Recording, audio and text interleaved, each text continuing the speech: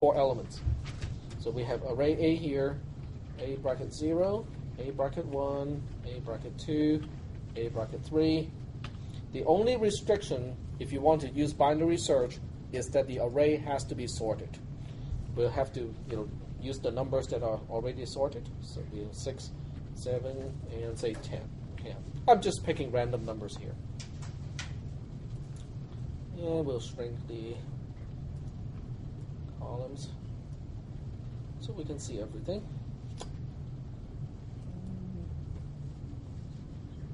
That's good. So here we are stating the precondition.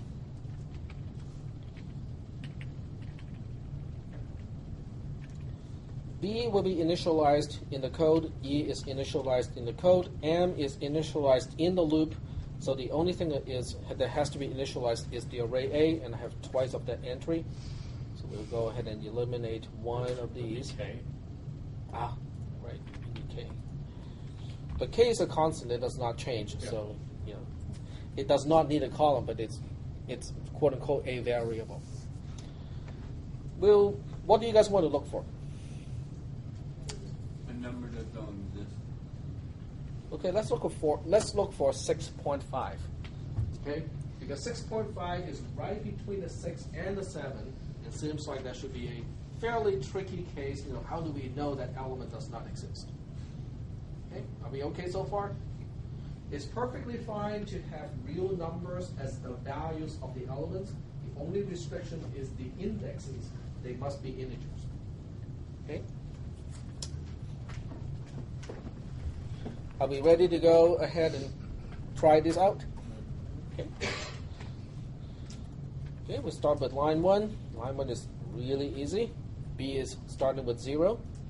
Line 2 is saying that E should start with bar A bar minus 1. What is bar A bar in this case? 4. It's 4. 4 minus 1 is 3. So E starts with a value of 3 in this case. Before we go any further, let's go ahead and save it first. Today's date 2010. Today is 12.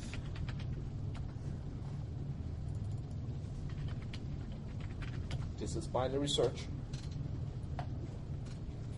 We don't track line 3 because line 3 is just a bookmark to mark the beginning of a post-checking loop. So the next line to track is line 4. What should be M in this case? It seems like 0 plus 3 is 3. 3 divided by 2 is 1.5. What is the floor of 1.5? 1. It's 1. Very good. So M becomes 1. Then we go to line 5. Line 5 has to evaluate a condition. K is less than A bracket M is is it true or is it false? True. Well, let's take a look. What is M again? M is 1. So A bracket M is A bracket 1. K has a value of 6.5. 6.5 is less than 6 is False. false. Very good. Then where do we go next? This is a multi-branch conditional statement. Yep, go ahead. Wouldn't we go A bracket 0 first? A bracket 1. Because M is 1. Okay. Yeah, because M is 1, then A bracket M refers to A bracket 1. Gotcha. Okay, very good. Then we go to line 7. Line 7 is asking the opposite. A bracket M is less than K is true.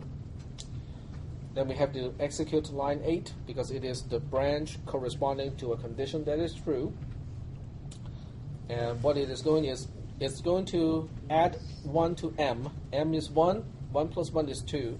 So B will now become 2. Just like that. Are we okay so far? Okay.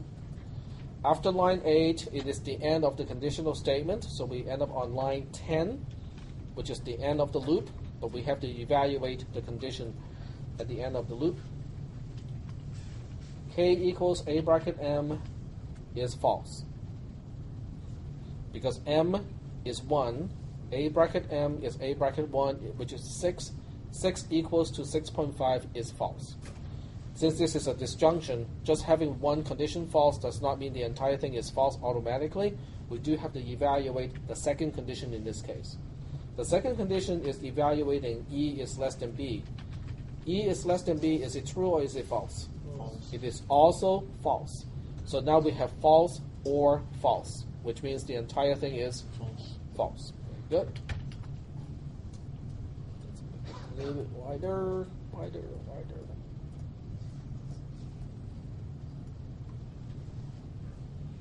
Okay. Then where do we go?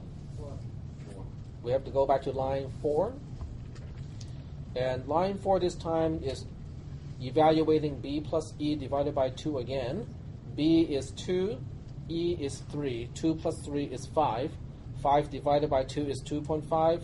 And the floor of 2.5 is 2. So M becomes 2. Okay, on line 5, we evaluate K is less than A bracket M is... Well, what is K? K is 6.5. M is 2. A bracket M is A bracket 2, has a value of 7. 6.5 is less than 7 is true. Very good. Then we go to line 6. Line 6 is adjusting E. E equals, or E gets M minus 1. M is 2. M minus 1 is 1. So E becomes 1. Then we go to, we get out of the conditional statement because the entire conditional statement is done at this point. We go to line 10. Line 10 is evaluating the conditions. K equals A bracket M is it true or is it false? That's false.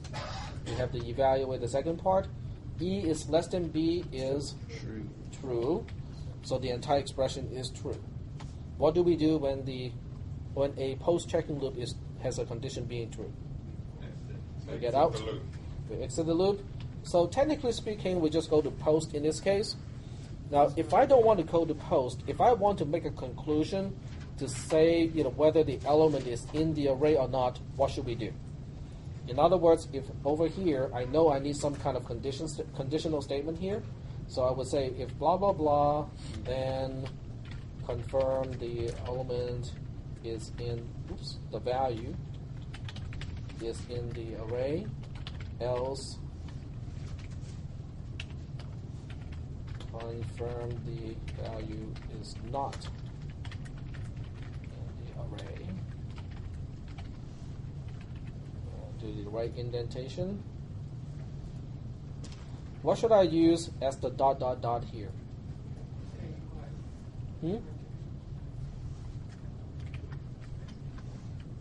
How should I express it? K equals M. That's it. Okay. So if I change my program like this, my trace will have to change accordingly. In other words, we're not quite at the end yet. We're now at line 11. K equals A bracket M is false. So we have to go to line 14, right? Line 14, I would just say, not in the array.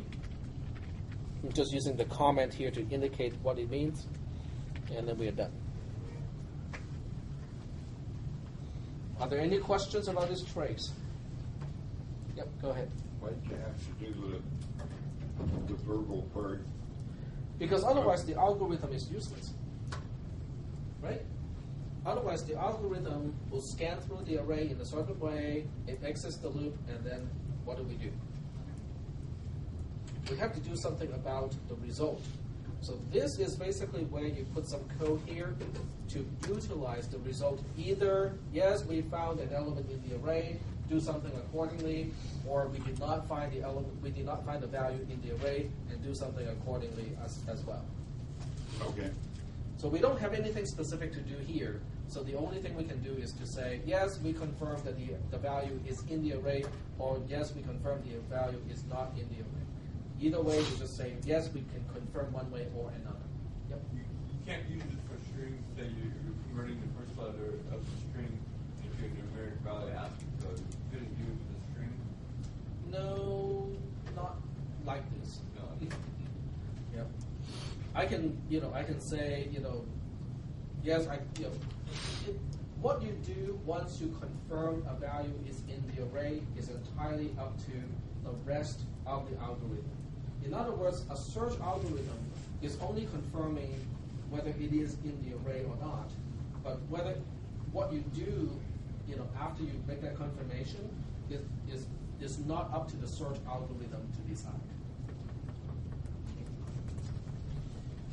Do we need another example, or is this good so far?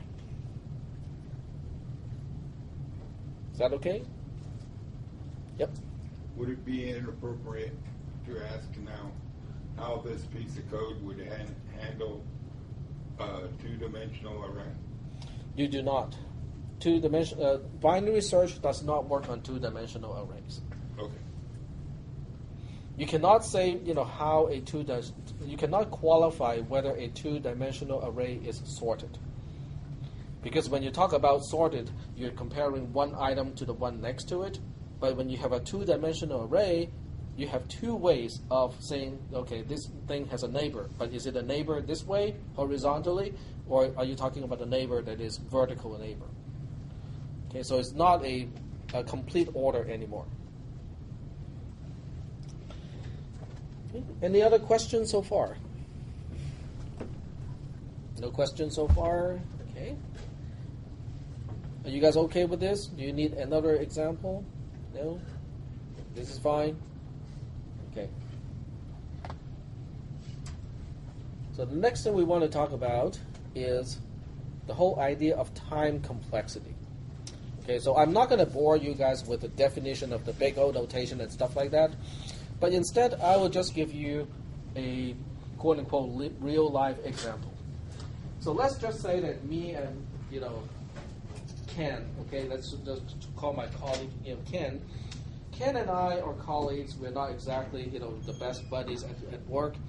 And my boss, told us, you know what, the company is downsizing. We can only keep one of you. Okay. In order to decide, who to keep, I will have both of you to write a search algorithm, to write a program to search and confirm whether a value is in the array or not.